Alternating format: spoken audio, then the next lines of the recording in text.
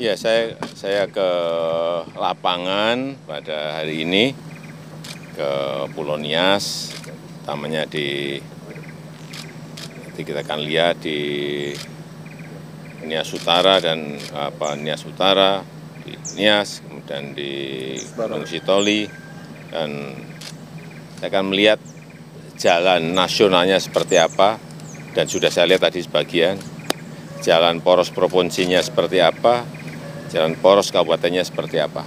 Mungkin ada Kalau yang untuk jalan nasional, ini tinggal lingkarnya tinggal 16 km, insya Allah tahun depan dah rampung semuanya, karena ini memang harus dibuat jalan baru.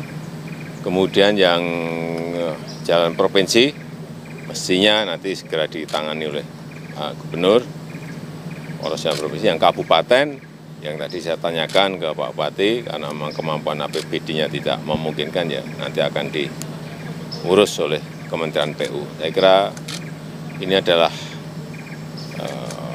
jalan bagi pertumbuhan ekonomi di Pulau Nias, sehingga komoditas yang ada di sini baik kelapa, ikan, dan semuanya bisa nanti masuk ke pasar dan memiliki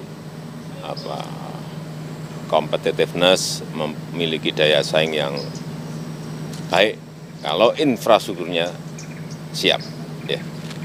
Termasuk juga untuk pariwisata, karena di sini untuk surfing itu sangat bagus sekali dan sangat diminati. Ya, udah.